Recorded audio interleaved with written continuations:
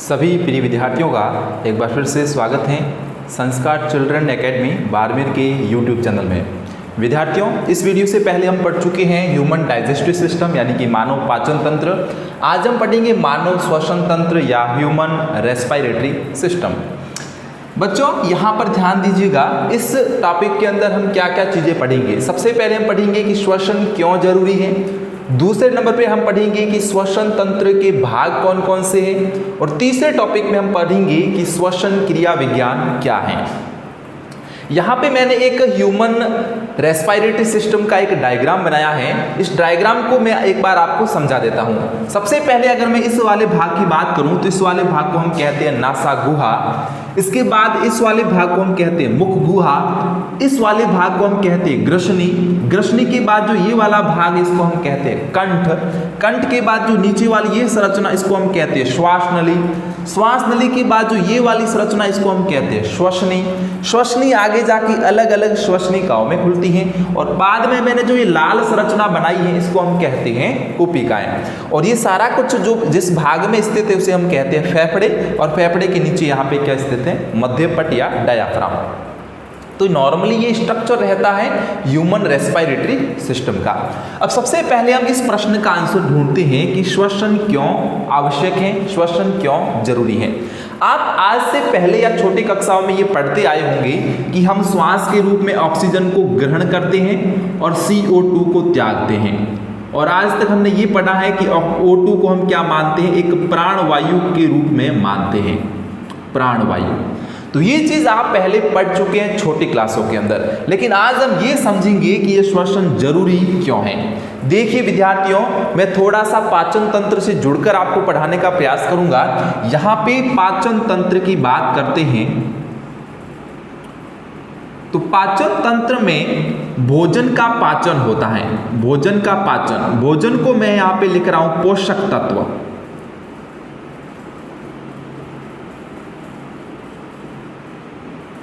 भोजन का पाचन होता है और पाचन के परिणाम स्वरूप जो पोषक तत्व होते हैं वो कहाँ चले जाते हैं, रक्त के अंदर चले जाते हैं।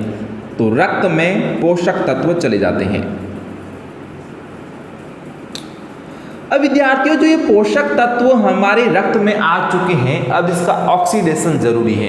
क्योंकि जब तक इसका ऑक्सीडेशन या ऑक्सीकरण नहीं होगा तब तक हमारे शरीर को एनर्जी नहीं मिलेगी। तो यहां पे हम क्या कहेंगे कि इस पोषक तत्वों का ऑक्सीकरण जरूरी है। जब इन पोषक तत्वों का ऑक्सीकरण हो जाएगा तो हमारे शरीर में ATP नाम से एनर्जी बनेगी। तो पोषक तत्व के साथ में जब ऑक्सीजन मिल जाती है यानी कि ऑक्सीडेशन की प्रोसेस होती है और परिणाम स्वरूप क्या बनती है, एनर्जी बनती है ATP के रूप में। तो यहाँ पे हम इसी की बात करते हैं। पोषक तत्व हमारे यहाँ पे शरीर के द्वारा, डाइजेस्टिव सिस्टम के द्वारा, पाचन तंत्र के द्वारा, आंत्र कोशिकाओं के द्वारा ग्रहण कर लिए जाते हैं। मानव पाचन तंत्र के अंदर हमने क्या पढ़ा, हमारे शरीर के अंदर जितने भी प्रकार के पोषक तत्व होते हैं उनको पाचन के बाद कौन एब्जॉर्ब करता है, तो हमारे शरीर के अंदर आंत्र कोशिकाएं होती हैं जो इन पोषक तत्वों को एब्जॉर्ब कर लेते हैं। तो हम ये कहेंगे कि केवल मात्र पोषक तत्व ही हमारे शरीर को एनर्जी प्रोवाइड नहीं करवा सकते हैं। इसके लिए किसकी आवश्यकता होती है, इसके लिए आवश्यकता होती है ऑक्सीजन की। जब इन पोषक तत्वों के साथ में ऑक्सीजन मिल जाती है तब हम कहेंगे कि इन पोषक तत्वों का ऑक्सीडेशन होगा, जिसके परिणाम स्वरूप ATP के रूप में एनर्जी बनेगी। तो यहां पर यह बात आई कि श्वसन क्यों, श्वसन इसलिए जरूरी है क्योंकि पोषक तत्वों का ऑक्सीडेशन हो सके और हमारे शरीर में ATP के रूप में ऊर्जा बन सके। अगर मैं यहाँ पे कुछ रिएक्शन लिखूं, फॉर एग्जांपल हमारे शरीर के अंदर ग्लूकोज अवशोषित किया गया, C6H12O6, ये किसका फॉर्मूला है, C6H12O6 ये फॉर्मूला है ग्लूकोज का। जब इस ग्लूकोज के साथ में यानी कि पोषक तत्व के साथ में कौन मिल जाता है, ऑक्सीजन मिल जाती है, तो क्या बनेगा विद्यार्थियों, ध्यान देना। तो एक तो बनेगा हमारे शरीर के अंदर CO2 का मतलब है कार्बन डाइऑक्साइड। CO2 के अलावा बनेगा H2O यानी कि जल बनेगा और जल के साथ में बनेगी एनर्जी ATP के रूप में। ये क्या बन गई बच्चों, ऊर्जा बन गई। तो हम यहाँ पे ये कहेंगे कि जब हमारे शरीर के अंदर पोषक तत्वों के साथ में ऑक्सीजन मिल जाती है तो कार्बन डाइऑक्साइड का निर्माण होता है। किसका निर्माण होता है? कार्बन डाइऑक्साइड का निर्माण होता है, जल का निर्माण होता है और एटीपी के रूप में ऊर्जा का निर्माण होता है। तो इस एटीपी का जो पूरा नाम होता है वो होता है एडिनोसिन ट्राइफॉस्फेट। इसको आप अच्छे से याद रख लें, इसका पूरा नाम होता है।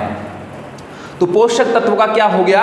ऑक्सीडेशन हो गया, परिणाम स्वरूप क्या बना? ऊर्जा बनी और कार्बन डाइऑक्साइड बनी। तो हमने प्राणवायु ऑक्सीजन को तो ग्रहण किया किस रूप में? पोषक तत्वों का ऑक्सीडेशन करने के रूप में, और परिणाम स्वरूप किसका निर्माण हो गया? CO2 का निर्माण हो गया। और अब CO2 वापस से वातावरण में बाहर निकाल दी जाएगी, यानी कि इसको हम कहेंगे एक्सपायरेशन। पहले क्या करते हैं हम? O2 का एक्सपायरेशन करते हैं और उसके बाद CO2 का क्या करते हैं? एक्सपायरेशन करते हैं, यानी कि श्वास को ग्रहण करना और श्वास को छोड़ना। तो ये दो प्रोसेस हो जाती है, आपको आसानी से समझ में आ चुकी होगी। तो ये प्रश्न तो आपका क्लियर हो चुका होगा कि श्वसन क्यों जरूरी है, क्योंकि पोषक तत्वों का ऑक्सीडेशन करने के लिए शरीर को एनर्जी, शरीर में एटीपी के रूप में एनर्जी बनाने के लिए। अब विद्यार्थियों नेक्स्ट हम 2 नंबर पे बात करेंगे और हमारे 2 नंबर पे रहेगा श्वसन तंत्र के भाग। यहां पर हम बात करेंगे श्वसन तंत्र के कितने भाग होते हैं। तो मैं यहां पे लिख देता हूं पार्ट्स ऑफ रेस्पिरेटरी सिस्टम। तो रेस्पिरेटरी सिस्टम के विद्यार्थियों श्वसन तंत्र के अगर भाग की बात करें, श्वसन तंत्र के भाग, श्वसन तंत्र के भाग, तो श्वसन तंत्र के 3 भाग होते हैं। कितने विद्यार्थियों? 3। सबसे पहला भाग होता है वो होता है ये वाला भाग, यानी कि इस कंठ से ऊपर की तरफ वाला जो भाग है इसको हम पढ़ेंगे पहले भाग के रूप में और इसको हम कहेंगे ऊपरी श्वसन तंत्र।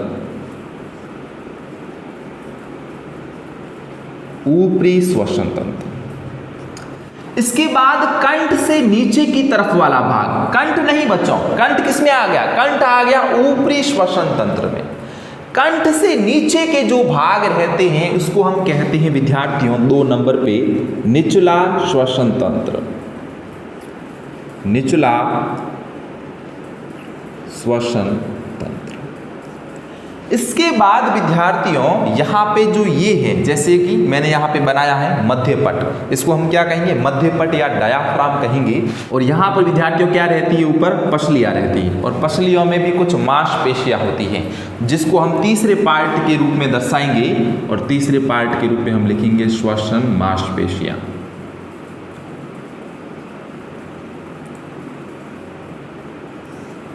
अब हमने इन 3 भागों को विद्यार्थियों लिख दिया। अब इसको हम विस्तार से पढ़ते हैं कि इन भागों के अंदर कौन कौन से अंग आते हैं और उन अंगों का क्या क्या कार्य होता है। तो ये सारा कुछ हम इसी के अंदर पढ़ेंगे। सबसे पहले विद्यार्थियों देखिए, हम ऊपरी श्वसन तंत्र का अध्ययन करते हैं कि ऊपरी श्वसन तंत्र में कौन कौन से अंग आते हैं हमारे मानव श्वसन तंत्र के अंदर। तो मैंने आपको बता दिया कि जो कंठ है, कंठ से लेकर यहाँ पर मैं बात करूंगा नासिका, नासिका से लेकर कंठ तक का जो भाग है वो किस में आ जाएगा? ऊपरी श्वसन तंत्र में। तो सबसे पहला भाग मैं यहाँ पे लिख देता हूं नासिका। विद्यार्थियों इसी नासिका के अंदर क्या होती है? नासा गुहा होती है। तो उसके साथ में हम लिख देते हैं नासा गुहा। उसके बाद यहाँ पे 2 नंबर पे हम लिखेंगे मुख। विद्यार्थियों जो मुख होता है वो भी श्वसन तंत्र में भाग लेता है, इसलिए हम यहाँ पे लिख देते हैं मुख। 3 नंबर पे बात करें तो मुख के बाद विद्यार्थियों ये वाले इस पोर्शन की बात करते हैं तो ये वाला पोर्शन रहता है ग्रसनी, जिसे हम कहते हैं फेरिंग्स, ग्रसनी, या इसी को हम क्या कहते हैं? फेरिंग्स कहते हैं। इसके बाद जो ये नीचे वाला ये वाला पार्ट रहता है इसको हम कहते हैं कंठ। क्या कहते हैं? कंठ। इंग्लिश में से कहते हैं लैरिंग्स, कंठ बोलते हैं हम। 4 नंबर पे कंठ। इसका दूसरा नाम स्वर यंत्र है, इंग्लिश में इसको बोलते हैं लैरिंग्स। तो ये वाला जो पोर्शन है किस में आ गया? ऊपरी श्वसन तंत्र में आ गया।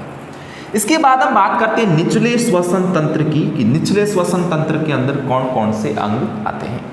सबसे पहले विद्यार्थियों ये वाली नली आप देख रहे होंगे, इसको हम कहते हैं श्वास नली, जो कि किस में आ जाती है, निचले श्वसन तंत्र के अंदर आ जाती है। तो इसके अंदर हम नॉर्मली लिखेंगे पहला पार्ट कौन सा हो गया, श्वास नली। 2 नंबर पे हम बात करेंगे श्वास नली के बाद में, विद्यार्थियों ये ध्यान देना, ये है श्वसनी। श्वास नली आगे जाकर 2 भागों में खुलती है। कितने भागों में, 2 भागों में, 2 अलग फेफड़ों में। ये हमारा बायां फेफड़ा, ये वाला दायां फेफड़ा। बाएं फेफड़े में अलग श्वसनी खुलेगी, दाएं फेफड़े में अलग श्वसनी खुलेगी। तो यहाँ पे हमने लिख दी ये श्वसनी। कितनी श्वसनी हमारे शरीर के अंदर, 2 श्वसनी, एक बाएं फेफड़े में खुलती है, एक दाएं फेफड़े में खुलती है। इसके बाद हम बात करेंगे 3 नंबर पे विद्यार्थियों, ये श्वसनी, ये भी श्वसनी, ये भी श्वसनी, लेकिन आगे जाकर ये श्वसनी विद्यार्थियों श्वसनिकाओं में खुलती है, जिसे हम कहते हैं ब्रैंकियोल्स। क्या कहते हैं, ब्रैंकियोल्स, श्वसनिकाएं। और श्वसनिकाएं आगे जाकर मैंने यहाँ पे लाल लाल गुब्बारे नुमा संरचनाएं बनाई है, इस भाग में खुल जाती है, जिसको हम कहते हैं विद्यार्थियों कुपिकाएं, एल्विलॉय, कुपिकाएं। 4 नंबर पे कुपिकाएं, एल्विलॉय। तो ये पूरा पोर्शन किस में आ जाएगा, निचला श्वसन तंत्र के अंदर आ जाएगा। नेक्स्ट हम डिस्कस करेंगे श्वसन मांसपेशियों की, कि श्वसन मांसपेशियों में कौन कौन से अंग सम्मिलित होते हैं। पहला विद्यार्थियों ध्यान देना, मध्यपट, बिल्कुल आसान, मध्यपट। इसके अतिरिक्त यहाँ पे विद्यार्थियों क्या होती है, पसलियाँ होती हैं। पसलियों के अंदर कुछ क्या होती हैं विद्यार्थियों, पसलियों में कुछ मांसपेशियाँ होती हैं, और ये मांसपेशियाँ क्या करती हैं, श्वास को इनहेल करने में सहायता करती हैं। तो 2 प्रकार की श्वसन मांसपेशियाँ कार्य करेगी, बाकी ऊपरी श्वसन तंत्र कार्य करेगा, निचला श्वसन तंत्र कार्य करेगा। ये वाली इतनी चीज़ आपको समझ में आ चुकी है, तो वीडियो को लाइक जरूर कर दें। इसके बाद विद्यार्थियों हम आगे चलते हैं कि ऊपरी श्वसन तंत्र के अंदर जो इतने भाग मैंने आपको लिखाए हैं, इन भागों का काम क्या क्या है।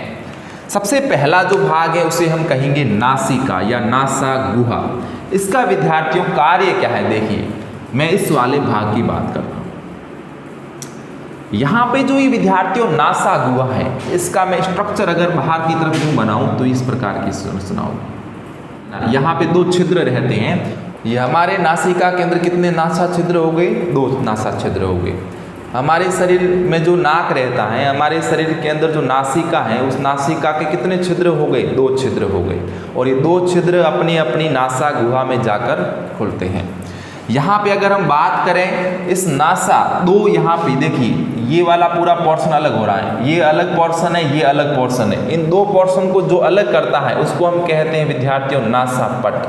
ध्यान देना, नासापट है जो यहाँ पे इन 2 पार्ट्स को क्या कर रहा है, डिवाइड कर रहा है, अलग कर रहा है, पृथक कर रहा है। यहाँ पे बात करते हैं हम नासिका के अंदर नासा गुहा की। तो सबसे पहले ये हमारे श्वसन तंत्र का प्राथमिक श्वसन भाग है, प्राथमिक श्वसनीय भाग है। इसके अतिरिक्त हम बात करते हैं नासा गुहा की। तो नासा गुहा के अंदर विद्यार्थियों श्लेष्मा का स्त्रावण होता रहता है। किसका स्त्रावण होता है, श्लेष्मा का स्त्रावण होता रहता है। और श्लेष्मा का स्त्रावण होने के अलावा हमारे नासिका के अंदर विद्यार्थियों कुछ महीन बाल होते हैं, कुछ महीन बाल होते हैं। जो यहाँ पे श्लेष्मा और महीन बाल हैं, ये हमारे श्वास को, बाहर की वायु को शुद्ध करते हैं और हमारे फेफड़ों में भेजते हैं। बाहर वायु के अंदर कई प्रकार के धूल के कण होते हैं, कई प्रकार के धूल के कण होते हैं, पराग कण होते हैं, गर्म वायु होती है, धूल कण, पराग कण, गर्म वायु, इन सभी भागों को हमारे शरीर के अंदर, हमारे फेफड़ों के अंदर परिशुद्ध करके कौन भेजता है, नासिका के अंदर मौजूद महीन बाल और उससे स्रावित श्लेष्मा। श्लेष्मा झिल्ली के द्वारा श्लेष्मा का स्त्रावण होता है, जो नासिका के अंदर वाले भाग को नम बनाए रखता है और बाहर जो भी धूल के कण आते हैं, पराग कण आते हैं, वो इस श्लेष्मा के चिपक जाते हैं और जिसके कारण वो हमारे फेफड़ों के अंदर प्रवेश नहीं कर पाते और जो भी श्वास भीतर जाती है वो शुद्ध होकर जाती है। इसके अतिरिक्त हम बात करें तो बाहर से गर्म वायु भी आ सकती है, तो उस गर्म वायु को हमारे शरीर के टेम्परेचर के बराबर करके भेजने का कार्य भी इन्हीं श्लेष्म स्रावण और महीन बाल का रहता है। तो ये पहला पोर्शन हो गया नासिका या नासा गुहा का, इसी के अंदर नासा गुहा रहती है। सेकंड भाग हम पढ़ेंगे मुख। विद्यार्थियों, मुख के अंदर आपको केवल मात्र इतना ही याद रखना है कि मुख हमारे शरीर के अंदर द्वितीयक श्वसन अंग के तौर पे कार्य करता है। द्वितीयक श्वसन अंग, द्वितीयक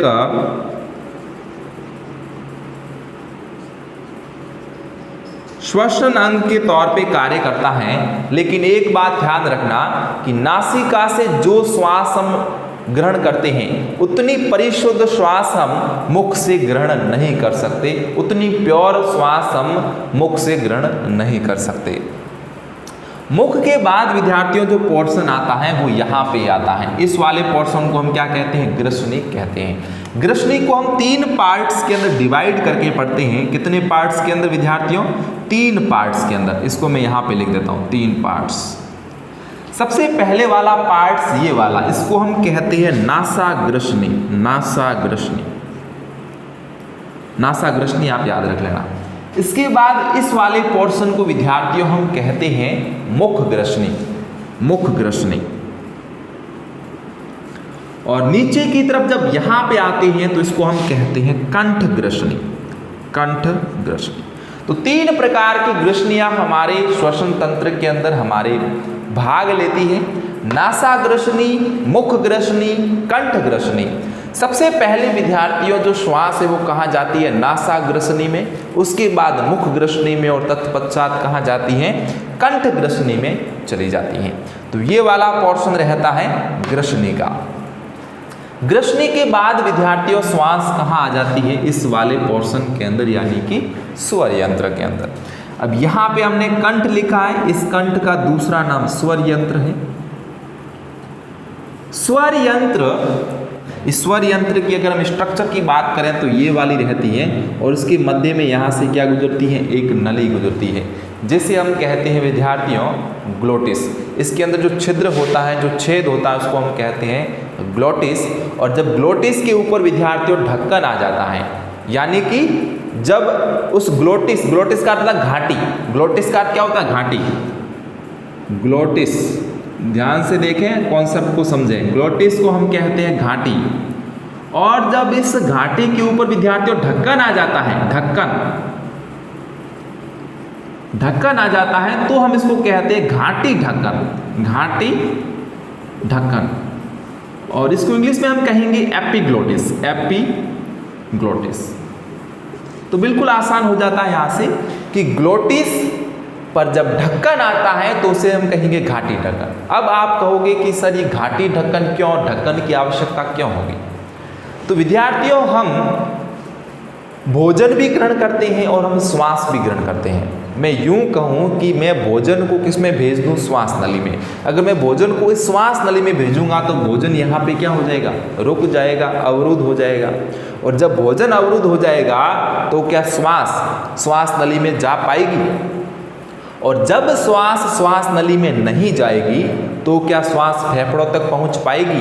हमारे शरीर के विभिन्न अंगों तक पहुंच पाएगी? और जब नहीं पहुंच पाएगी तो क्या होगा? आप विचार करिए, तब क्या होगा? नॉर्मली इंसान की मृत्यु हो जाएगी। इसलिए इस प्रकार के स्ट्रक्चर की हमारे शरीर के अंदर आवश्यकता है कि घाटी ढक्कन होता है जो हमारे शरीर के अंदर ये निर्धारित करता है कि भोजन तो भोजन नली में जाए और श्वास किस में जाए? श्वास नली में जाए। तो इसका निर्धारण कौन करता है? घाटी ढक्कन करता है, जो कि किस में होता है? कंठ में या स्वर यंत्र में या लैरिंक्स के अंदर होता है।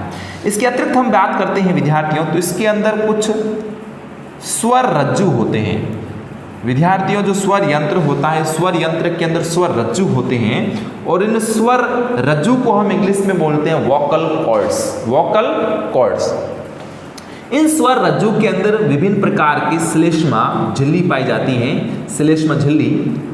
और श्लेष्मा झिल्ली के अंदर जब विद्यार्थियों कंपन होती हैं तो इनके कंपन होने के कारण अलग अलग प्रकार की ध्वनियाँ उत्पन्न होती हैं, जो कि हम निकालते हैं कई बार। अलग अलग प्रकार की ध्वनियाँ किसके कारण निकलती हैं? तो हमारे शरीर के अंदर स्वर यंत्र होता है, इस स्वर यंत्र के अंदर स्वर रज्जु होता है, स्वर रज्जु के अंदर श्लेष्मा झिल्ली होती है। जब इसमें कंपन होता है, जब इसमें कंपन होता है, वाइब्रेशन होता है, तब अलग अलग प्रकार की ध्वनियाँ निकलती हैं। यहाँ पे अगर हम स्वर यंत्र के निर्माण की बात करें तो 9 प्रकार की उपास्थियाँ मिलकर ही स्वर यंत्र का निर्माण करती है। तो ये तो बात हो गई हमारी ऊपरी श्वसन तंत्र की। अगर यहाँ पर आपको कोई डाउट है तो आप कमेंट बॉक्स में जरूर टाइप कर दें ताकि हम आपका उचित समाधान कर सकें। यहाँ पे दूसरा टॉपिक रहेगा निचला श्वसन तंत्र, जो कि हमारे श्वसन तंत्र का दूसरा भाग है, निचला श्वसन तंत्र। यहाँ पे अगर बात करें हम सबसे पहले श्वास नली की, विद्यार्थियों यहाँ पे ध्यान देना, ये श्वास नली है जिसकी लेंथ लगभग 5 सेंटीमीटर होती है। अगर हम इसके निर्माण की बात करते हैं, इसके निर्माण की, तो इसका निर्माण मैं यहाँ पे लिख देता हूँ। इसका निर्माण होता है कूट स्तरीय, काफी लंबा नाम है, याद रख लेना, कूट स्तरीय पक्षमाभी स्तंभाकार उपकला उत्तक, उपकला उत्तक। कूट स्तरीय पक्षमाभी स्तंभाकार उपकला उत्तक से रेखित सी टाइप के छल्लों से निर्मित होती है, सी टाइप के छल्लों से निर्मित होती है। तो आपको यहाँ से समझ में आ चुका होगा, ये श्वास नली है, 5 सेंटीमीटर लंबी होती है। इसका निर्माण कूट स्तरीय पक्षमाभी स्तंभाकार उपकला उत्तक से रेखित सी टाइप के छल्लों से निर्मित होता है, जो कि आप यहाँ पे आसानी से देख पा रहे हो। इसका स्ट्रक्चर ऐसा इसलिए होता है ताकि यह पिचके नहीं, विद्यार्थियों यह पिचके नहीं, और जब ये पिचकेगी नहीं तो श्वास आसानी से फेफड़ों तक चली जाएगी। अगर विद्यार्थियों मैं ये कहूँ कि हमारी श्वास नली पिचक जाए तो क्या होगा? तो आप कहोगे कि सर श्वास फेफड़ों में जाएगी नहीं, फेफड़ों में नहीं जाएगी तो ऑक्सीजन अंगों तक नहीं जाएगी। वही हालत होगी जो यहाँ पे हमने घाटी ढक्कन के अंदर पढ़ी थी। जी हाँ, तो पिचकेगी नहीं क्योंकि सी टाइप के छल्लों से निर्मित हैं। इसके बाद यहाँ पे विद्यार्थियों जो श्वास नली हैं वो आगे श्वसनी में खुलती हैं। कितनी श्वसनी? 2 टाइप की श्वसनी। यहाँ पे ये श्वसनी, ये श्वसनी, दाईं श्वसनी, बाईं श्वसनी। इसको हम विद्यार्थियों कहते हैं प्राथमिक श्वसनी। यहाँ पे ये क्या हो जाएगी? इसको हम कहेंगे प्राथमिक श्वसनी। प्राथमिक श्वसनी आगे जाकर यूं खुल जाती है द्वितीयक श्वसनी के अंदर, ये हो जाएगी विद्यार्थी द्वितीयक श्वसनी। द्वितीयक श्वसनी के बाद में ये विद्यार्थी हो जाएगी तृतीयक श्वसनी। यानी कि 3 श्वसनियाँ हमारे शरीर के अंदर कार्य करती हैं, प्राथमिक श्वसनी, द्वितीयक श्वसनी, तृतीयक श्वसनी। ये श्वसनी या ब्रोंकाई आगे जाकर विद्यार्थियों श्वसनिकाओं या ब्रोंकाइल्स के अंदर खुलती हैं। तो यहाँ पे जो मैंने ब्लैक स्ट्रक्चर ड्रॉ किया है इसको हम क्या कह देंगे? श्वसनिकाय कह देंगे। यानी कि अब श्वास किसमें आ गई? श्वसनी, प्राथमिक श्वसनी से द्वितीयक श्वसनी से तृतीयक श्वसनी से किसमें आ गई? श्वसनिकाओं के अंदर आ गई। ये श्वसनिकाएं आगे जाकर एक शाखानुमा संरचना ड्रॉ करती हैं। कैसी संरचना ड्रॉ करती हैं? एक शाखानुमा संरचना आगे बनाती हैं। उस शाखानुमा संरचना को हम क्या कहते हैं विद्यार्थियों? इस शाखानुमा संरचना को हम कह देते हैं कूपिकाएं। ये जो कूपिकाएं हैं ये शाखानुमा संरचनाएं होती हैं और ये हमारे मानव श्वसन तंत्र की संरचनात्मक व क्रियात्मक इकाई होती हैं। Structural and functional unit of our human respiratory system क्या होती हैं? Alveoli of. ये जो कूपिकाएं होती हैं ये प्रत्येक फेफड़े के अंदर होती हैं। यहाँ पे विद्यार्थियों ध्यान देना, यहाँ पे हम एक और चीज़ डिस्कस करेंगे फेफड़े के बारे में, क्योंकि ये भी एक पार्ट रहता है। हमारे शरीर के अंदर कितने फेफड़े हैं? 2 फेफड़े हैं, दायां फेफड़ा, बायां फेफड़ा। ये दायां फेफड़ा विद्यार्थियों आपको थोड़ा सा चौड़ा ज़्यादा दिखाई दे रहा होगा, और आपको ये जो बायां फेफड़ा है ये लंबा ज़्यादा दिखाई दे रहा होगा। विद्यार्थियों ये जो फेफड़े होते हैं, इस फेफड़ों की अगर स्ट्रक्चर की बात करें तो फेफड़े नॉर्मली हल्के गुलाबी रंग के होते हैं, हल्के गुलाबी रंग के होते हैं, स्पंजी होते हैं, या हम यूं कहेंगे कि स्पंजी उत्तकों के बने होते हैं।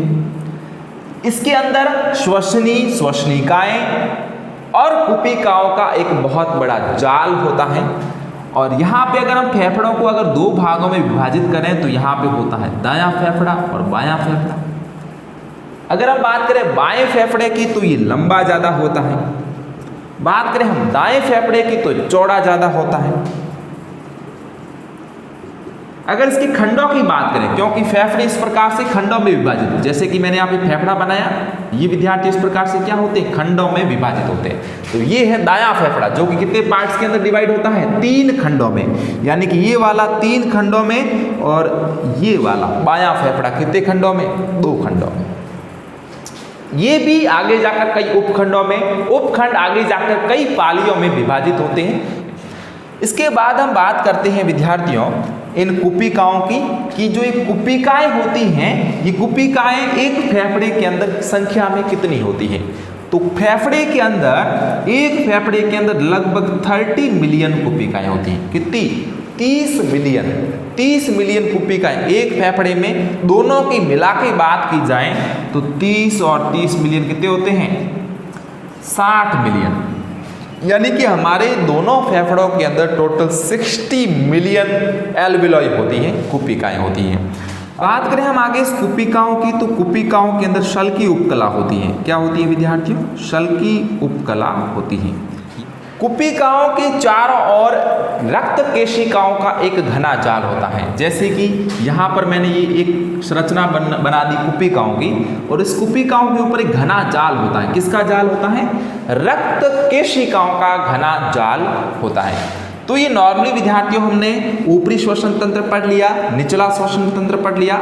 इसके बाद हम बात करें मध्य पट की और पसलियों की, तो ये वाला भाग रहता है मध्य पट, जिसको हम कहते हैं डायाफ्राम, और यहाँ पे विद्यार्थियों क्या रहती हैं, यहाँ पे रहती हैं पसलियाँ।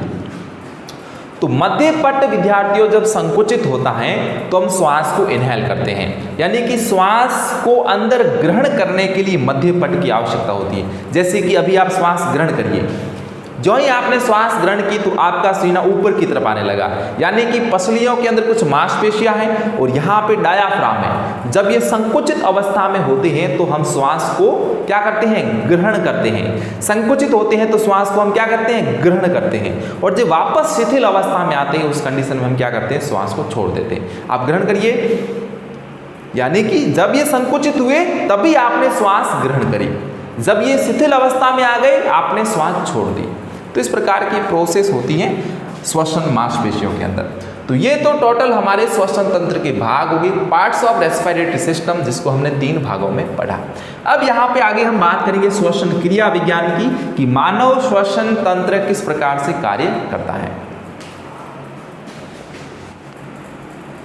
So now we discuss about on physiology of human respiratory system. श्वसन क्रिया विज्ञान पढ़ेंगे। श्वसन क्रिया विज्ञान को जब हम पढ़ेंगे, इसके अंदर भी आपको 2 चीजें ध्यान रखनी है। इसमें एक आप याद रखोगे विद्यार्थियों NPG, और एक आप याद रखोगे इसमें डायाफ्राम। तो एक आपको याद इसमें रखना है NPG, और एक आपको याद रखना है डायाफ्राम।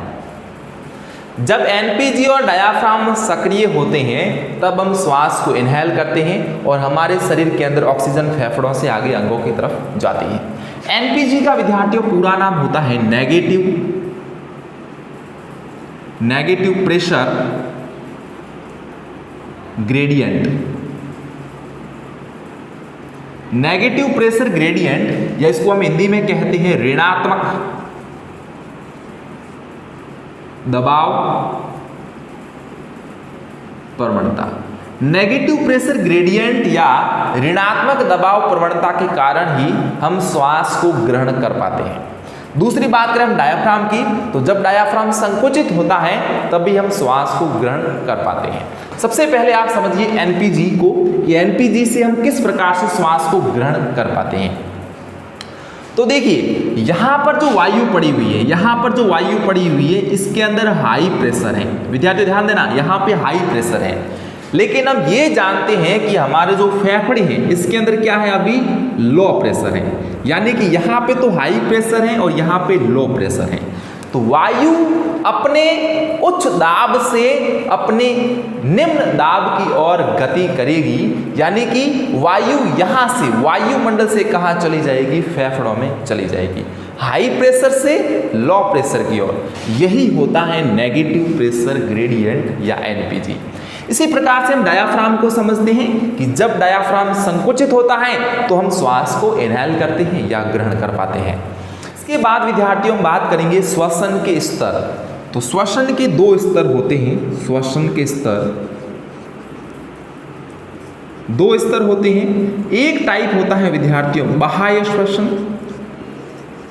बाह्य श्वसन, और एक होता है अंतः श्वसन, अंतः श्वसन, बाह्य श्वसन और अंतः श्वसन। बाह्य श्वसन क्या है और अंतः श्वसन क्या है, इसको आप समझ लीजिए। जब ऑक्सीजन, जब O2 हमारे शरीर के अंदर कुपिकाओं से, ध्यान देना विद्यार्थियों, कुपिकाओं से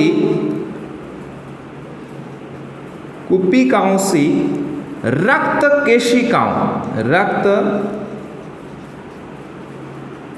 केशिकाओं तक जाती हैं। हमारे शरीर के अंदर जो ऑक्सीजन का परिवहन कुपिकाओं से रक्त केशिकाओं तक होता है उसे हम विद्यार्थियों कहते हैं बाह्य श्वसन। यहाँ पर कुपिकाओं से ऑक्सीजन का रक्त केशिकाओं तक पहुंचना एनपीजी के द्वारा ही होता है।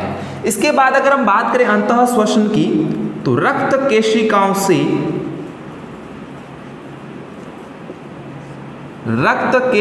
से ऑक्सीजन का कोशिकाओं तक परिवहन, रक्त केशिकाओं से कोशिकाओं तक परिवहन क्या कहलाएगा, अंतः श्वसन कहलाएगा। और ये प्रोसेस किसके द्वारा होती है, विसरण के माध्यम से होती है। विसरण के माध्यम से ऑक्सीजन का रक्त केशिकाओं से कहाँ पहुंचना, कोशिकाओं तक, सेल्स तक पहुंचना, उत्तकों तक पहुंचना, ऑर्गन्स तक पहुंचना, वो किसके माध्यम से होता है, विसरण के माध्यम से या डिफ्यूजन्स के माध्यम से होता है। तो ये हमारा क्या हो गया, ह्यूमन रेस्पिरेटरी सिस्टम हो गया, जिसके अंतर्गत हमने पढ़ा why respiration, parts of respiratory system and physiology of respiratory system. तो यहाँ पे हमने 3 पार्ट्स पढ़े किसके अंदर, ह्यूमन रेस्पिरेटरी सिस्टम के अंदर। तो यहाँ पे आपने मानव श्वसन तंत्र को अच्छे से समझ लिया होगा। अगर यहाँ पर आपको ये वीडियो समझ में आ चुका है तो कर दीजिए लाइक, कर दीजिए शेयर और चैनल को सब्सक्राइब कर दीजिए। लगातार जुड़े रहने के लिए आपका बहुत बहुत धन्यवाद।